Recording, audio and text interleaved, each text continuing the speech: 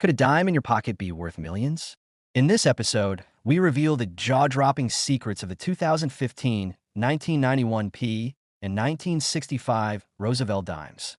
From rare errors like the 1965 silver planchet strikes to the 1991 P full bands fetching thousands and the 2015 D's hidden minting flaws, these tiny coins could make you rich.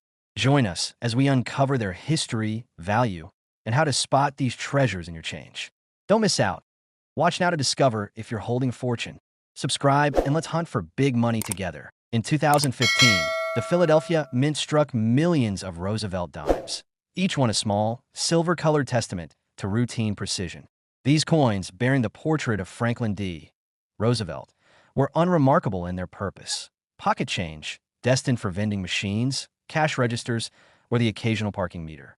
The dime, first introduced in 1946 to honor the president who led America through the Great Depression and World War II, had long been a staple of U.S. currency. Its design, unchanging in its core elements, featured Roosevelt's profile on the obverse, with an olive branch, torch, and oak branch on the reverse, symbolizing peace, liberty, and strength. By 2015, the minting process was a well-oiled machine, with automated presses churning out coins at a staggering pace. The Philadelphia Mint, marked by a small P on the dime's obverse, was known for its efficiency, producing currency that rarely drew a second glance. Yet, in this flood of sameness, something went wrong. A mistake slipped through the cracks, unnoticed by the Mint's quality controls, and it would take a keen eye to spot it. The year was unseasonably warm in Philadelphia, and the Mint was under pressure to meet production quotas. Workers monitored the presses, but the speed of modern minting left little room for human scrutiny. A single die, used to strike the obverse of the 2015 P Roosevelt dime, was flawed. The error wasn't glaring, no missing dates or doubled images, but subtle, almost insidious. The die had developed a faint misalignment, causing a slight shift in Roosevelt's portrait. His profile appeared just a fraction off-center, with the rim of the coin encroaching on the design in a way that wasn't immediately obvious. To the untrained eye, it was just another dime. But to a collector, it was a whisper of something extraordinary. Picture a collector named Clara, a woman in her late 40s who'd been scouring flea markets and coin shops for decades. She wasn't a professional numismatist, just someone who found solace in the weight of coins in her hand, each one a tiny piece of history. Clara had a habit of checking her change, a ritual born from years of hoping for a rare find. One evening, while sorting through a handful of coins from a local diner, she paused. A 2015 P. Roosevelt dime caught her attention, not because it sparkled, but because something fell off. She held it under a magnifying glass, her heart beating a little faster. Roosevelt's face wasn't where it should be. The left side of his profile was too close to the edge, the lettering of liberty slightly crowded. Clara's hands trembled. She'd read about mint errors, those rare accidents that turned ordinary coins into treasures, but she'd never held one before. Clara's discovery set her on a path she hadn't anticipated. She began researching, poring over numismatic forums and dusty reference books. The 2015 P dime, she learned, was part of a massive mintage. Hundreds of millions struck that year. Finding an error in such a common coin was like spotting a single misshapen snowflake in a blizzard. She contacted a local coin club, where an older member, grizzled and skeptical, examined the dime under a loupe. His eyes widened. "That's a cud," he said, pointing to a small, raised blob of metal near Roosevelt's chin. A cud, Clara learned, was a die break, a defect where the die had cracked, allowing extra metal to flow into the design during striking. This wasn't just an off-center strike. It was a rare combination of errors. Her dime was a freak of minting, a one-in-a-million anomaly. The significance of Clara's find began to sink in. She felt a mix of exhilaration and unease, as if she'd stumbled onto a secret she wasn't meant to know. She started tracking down auction records, trying to understand what her dime might be worth. In 2015, a standard 2015 P. Roosevelt dime was worth exactly 10 cents. Even uncirculated examples fetched only $1 or $2 among collectors. But error coins were different. They defied the logic of mass production, turning the mundane into the extraordinary. Clara found records of other Roosevelt dime errors, double dies from the 1960s, off-center strikes from the 1970s, that sold for hundreds, sometimes thousands, at auction. Her dime, with its unique combination of an off-center strike and a cud, was harder to pin down. No one seemed to have documented this exact error before. As Clara dug deeper, she uncovered the strange economics of error coins. Their value wasn't just in their rarity, but in the story they told. In the early 2010s, the coin collecting market was booming, fueled by online auctions and a growing interest in numismatic oddities. A 1969 S double die penny had sold for $85,000 in 2013, and a 1975 no S proof dime fetched $500,000 in 2019. Clara's dime wasn't in that league, but its uniqueness gave it potential. She reached out to a grading service, sending the coin off to be slabbed, encased in a plastic holder with a grade and description. Weeks later, the report came back, MS 65, a high grade for a circulated coin, with the error officially noted as off-center with cud. The grading service estimated its value at $200, but Clara knew that was conservative. Auction houses loved a good story, and her dime had one that the market for error coins was fickle, though. Clara watched as similar coins fluctuated wildly in price. A 2014 P dime with a minor cud sold for $50 one month, then $300 the next. The 2015 P error, being undocumented, was a wild card. Clara imagined bidders at an auction, their paddles rising as the auctioneer described the coin's rarity. She pictured collectors whispering about its origins, speculating about how many others might exist. The suspense of not knowing its true value kept her awake at night. Was it a $500 coin? A $5,000 one? The uncertainty was thrilling, but also gnawed at her. She couldn't shake the feeling that the coin's worth was tied to something bigger, something she hadn't yet grasped. Then came the twist. While researching, Clara stumbled across a forum post from a retired mint worker. He claimed that in 2015, the Philadelphia Mint had a batch of defective dies pulled from production after a quality control audit. Most were destroyed, but a few, like the one that struck Clara's dime, had slipped through before the error was caught. The post hinted at something more. The defective dies were part of an experimental batch, tested with a new alloy mix to extend die life. The experiment failed, causing cracks and misalignments, but the coins struck from these dies were chemically unique. Clara's dime wasn't just a visual oddity. Its metal composition might differ from every other 2015 P dime. She contacted a metallurgist who agreed to test the coin non-destructively. The results were astonishing. Traces of an unusual nickel-copper ratio, a signature of the experimental dies. This wasn't just a mint error. It was a relic of a failed experiment, a coin that shouldn't exist. The revelation changed everything. Clara's dime wasn't just rare. It was a singular artifact, a snapshot of a moment when the mint's ambition outstripped its precision. Its value began to climb as word spread among collectors. By 2020, similar error coins were fetching $1,000 at auction, but Clara's dime, with its documented alloy anomaly, was projected to sell for 10 times that.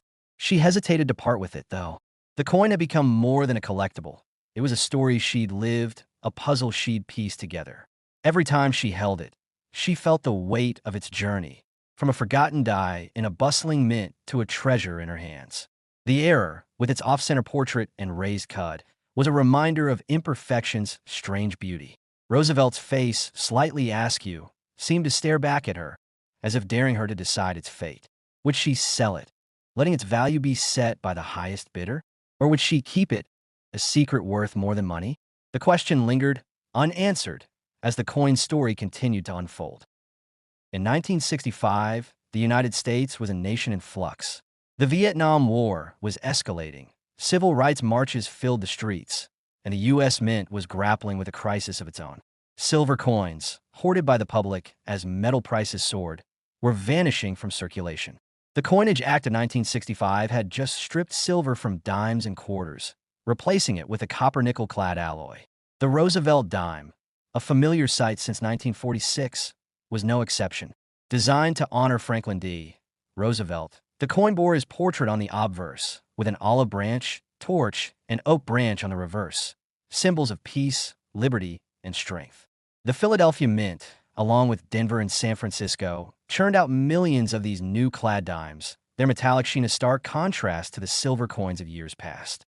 But in the rush to meet demand, something went awry.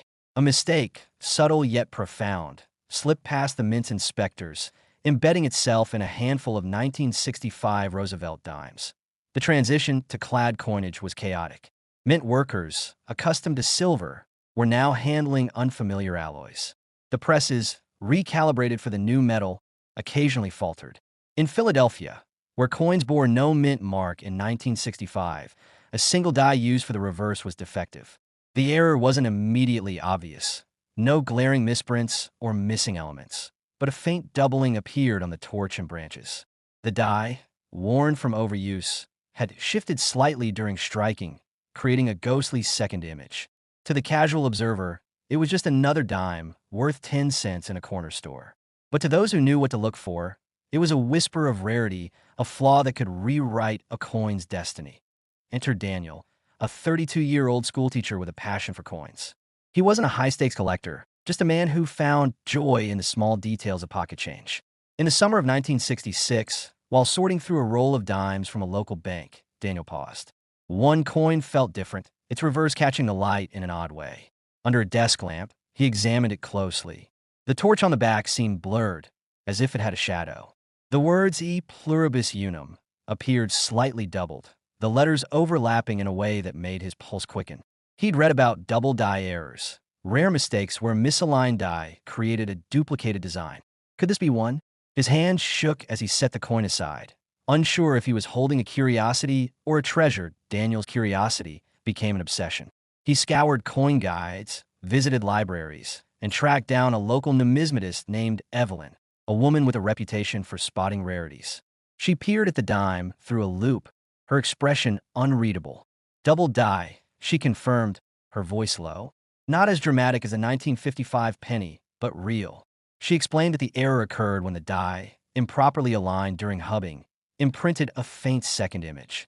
Only a handful of 1965 dimes showed this defect, as the mint caught the issue early and retired the die. Daniel's mind raced.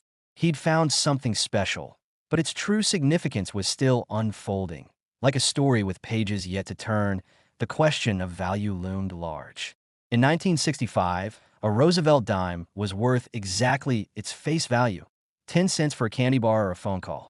Even pristine examples sold for $1 or $2 among collectors. But error coins were different. They were anomalies, coveted for their defiance of perfection. Daniel researched past sales, finding that a 1955 double die penny, one of the most famous errors, had sold for $1,000 in the early 1960s. By the 1970s, its value climbed to $10,000. Could his dime follow a similar path? He sent it to a grading service, which returned its slab with a grade of MS 64 and a note confirming the double die reverse. The estimated value was $150, but Daniel sensed it was worth more. Auction records showed collectors paying premiums for unique errors, especially from the transitional year of 1965, when immense shift to clad coinage made mistakes more likely. As years passed, Daniel watched the coin's value ebb and flow. In the 1970s, the collecting boom drove interest in errors, and similar 1965 dimes sold for $300 at auction. By the 1980s, prices dipped as the market cooled, but rare errors held their allure. Daniel joined online forums, where collectors debated the dime's rarity. Some claimed only a few dozen existed. Others argued more were out there, waiting to be found. The uncertainty fueled his fascination. He imagined his dime on an auction block, bidders leaning forward as the price climbed. Would it fetch $500? $1,000? The suspense was maddening, but it was also what kept him tethered to the coin, unwilling to let it go. The error itself was a marvel. The doubling on the reverse was subtle, visible only under magnification, but it transformed the coin's character. The torch's flame seemed to flicker twice, as if caught in a moment of indecision. The olive and oak branches, symbols of peace and strength, carried faint echoes, giving the coin a dreamlike quality. This wasn't a mistake that screamed for attention. It whispered, drawing the viewer closer. Its rarity stemmed not just from the error, but from the context. 1965 was a year of change, and this dime was a relic of that upheaval. Daniel felt a connection to it, as if it held a piece of history he was meant to protect. Then came the twist. In 1995, Daniel attended a coin show where a dealer mentioned a rumor. Some 1965 dimes, including those with double die errors, were struck on leftover silver planchets from 1964. The mint, in its haste to switch to clad, had accidentally used old stock. Daniel's heart skipped. His dime was clad, or so he thought. He sent it for testing, expecting little. The results were staggering. The coin was 90% silver, a composition that should have ended with 1964. The double die error was rare, but a silver 1965 dime was a unicorn. Only a handful were known to exist, each one a fluke from the mint's chaotic transition. The silver content wasn't visible to the naked eye, but it changed everything. Daniel's dime wasn't just an error. It was a mistake layered on a mistake, a coin that broke every rule. The discovery rewrote the coin story. Its value soared as collectors caught wind of the silver planchet errors. By the 2000s, similar coins were fetching $5,000 at auction, and Daniel's, with its confirmed double die and silver composition, was appraised at $12,000. Yet the number felt incomplete, as if the market hadn't fully grasped the coin's uniqueness. Online auctions buzzed with speculation, and Daniel received offers from dealers he'd never met. He hesitated, torn between the coin's monetary worth and its personal meaning. It was no longer just a dime. It was a journey, a puzzle he'd spent decades solving. The doubled torch, the silver core, the faint imperfections. They told a story of a nation in transition, of a mint under pressure, of a collector who saw what others missed. Daniel kept the coin, unable to part with it. Its value continued to climb, with some estimating it could fetch $20,000 by 2025. But the money was secondary. The dime was a talisman, a reminder that beauty could emerge from chaos. Its double design, etched in silver, seemed to carry a message. Perfection was overrated, and mistakes could endure. Daniel would sometimes hold the coin under a light, watching the torch's faint shadow flicker. It was as if the dime was alive, its story still unfolding, its worth not just in dollars but in the questions it left unanswered. How many others were out there? What other secrets did the mint's errors hold? The dime sat quietly in its slab, a small, defiant piece of history, waiting for its next chapter. In 1991, the United States was emerging from the shadow of the Cold War, its economy teetering on the edge of recession. The U.S. Mint, a steadfast institution, churned out coins to keep commerce flowing. The Roosevelt dime, a fixture since 1946, bore the familiar portrait of Franklin D. Roosevelt, commemorating his leadership through crisis. On the reverse, an olive branch, torch, and oak branch stood for peace, liberty, and strength. The Philadelphia Mint, marked by a P on the dime's obverse, produced millions of these coins, their copper-nickel-clad surfaces gleaming with mechanical precision. The minting process was a marvel of automation, with dies striking planchets at dizzying speeds. Yet, in this sea of uniformity, a single die at the Philadelphia Mint faltered. An error, subtle but unmistakable, crept into a batch of 1991 P dimes, its significance hidden from all but the most discerning eyes. The early 1990s were a time of strain for the mint. Budget constraints and aging equipment pushed production to its limits.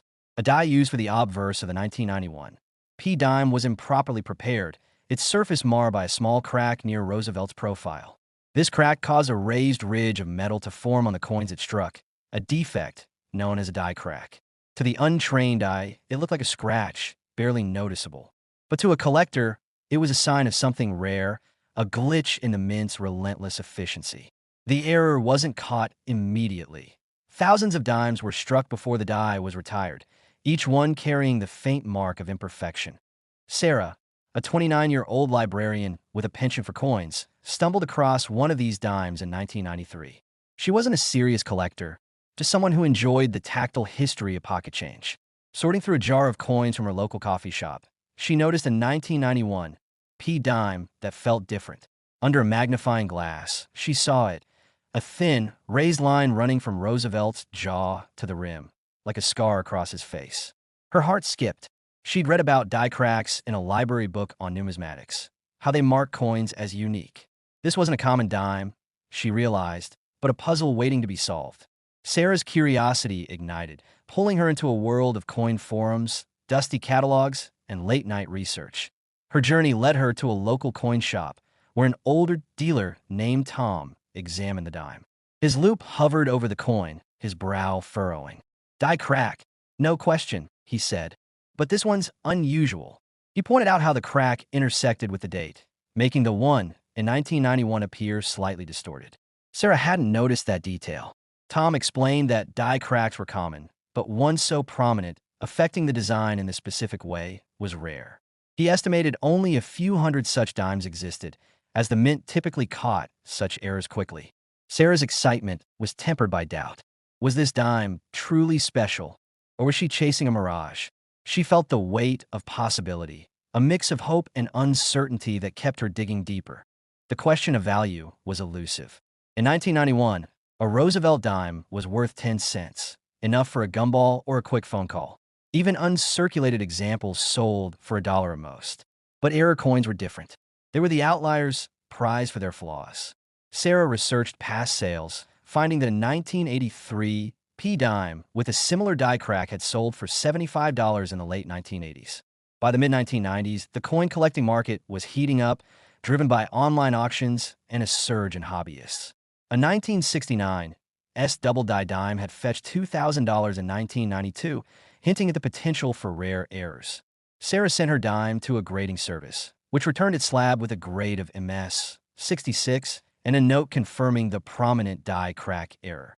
The estimated value was $100, but Sarah sensed it could be more. The coin story was just beginning to unfold. As the years passed, Sarah tracked the coin's value with a mix of fascination and unease. In the early 2000s, similar die crack dimes sold for $200 at auction, their prices buoyed by growing interest in mint errors. By 2010, the market fluctuated, with some error coins dipping to $50 while others climbed to $500. Sarah's dime, with its unique crack through the date, was harder to price. Collectors on forums speculated about its rarity, some claiming it was part of a small batch struck before the die failed completely. The uncertainty was thrilling, like holding a ticket to an auction where the final bid was anyone's guess. Sarah imagined her dime under the auctioneer's gavel, bidders leaning forward, their eyes fixed on its flawed surface. Would it fetch $300? $1,000? The suspense kept her tethered to the coin, reluctant to sell. The error itself was striking. The raised ridge of metal cut across Roosevelt's jaw, giving his portrait an almost defiant expression. The distortion of the 1 in the date added a layer of intrigue, as if the coin were marked by a secret code. Under magnification, the crack revealed tiny fissures, evidence of the die's slow decay. This wasn't a dramatic error like a double die or missing mint mark, but its subtlety made it all the more compelling. It was a coin that demanded attention, rewarding those who looked closely. Its rarity stemmed from the mint's quick response to the defective die, but also from a specific placement of the crack, which altered the design in a way that set it apart from other errors of the era. Then came the twist. In 2015, Sarah attended a numismatic convention where a speaker mentioned a little-known detail about 1991 P dimes. During that year, the Philadelphia Mint had experimented with a new die-hardening process to extend die life. The process was flawed, causing some dies to crack prematurely. Most were caught, but a few, including the one that struck Sarah's dime, produced coins before being scrapped. The speaker dropped a bombshell. These experimental dies left trace amounts of a unique chemical residue on the coins, detectable only through advanced spectrometry.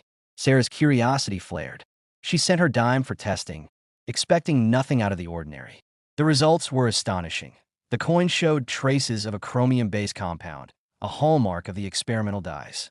Her dime wasn't just a die crack error. It was a relic of a failed mint experiment, a coin with a chemical fingerprint unlike any other. The revelation changed everything. Sarah's dime was no longer just a rare error, but a singular artifact, a snapshot of the mint's ambition gone awry. Its value surged as collectors learned of the chemical anomaly. By 2020, similar error coins were selling for $800, but Sarah's, with its confirmed die crack and unique composition, was appraised at $3,500. Dealers reached out, offering to buy it outright, but Sarah hesitated. The coin had become more than a collectible. It was a story she'd lived, a mystery she'd unraveled. The raised ridge across Roosevelt's face, the distorted date, the invisible chemical signature. They told a tale of human error and hidden innovation. Sarah would hold the coin under a light, watching the crack catch the glow. It was as if the dime carried a piece of 1991, a moment when the mint pushed boundaries and stumbled. The coin's value continued to climb, with estimates suggesting it could reach $5,000 by 2025. But for Sarah, the money was secondary. The dime was a reminder that imperfection could hold profound meaning. Its flawed surface, marked by a crack and a chemical trace, was a testament to the beauty of mistakes. She wondered how many others were out there, hidden in change jars or forgotten in pockets. Each time she looked at the coin, she felt the pull of its story, a narrative that refused to end. Would she sell it, letting its worth be defined by a bidder's paddle? Or would she keep it, a secret too precious to price? The dime sat quietly in its slab, its scar-like crack a silent challenge, daring her to decide its fate.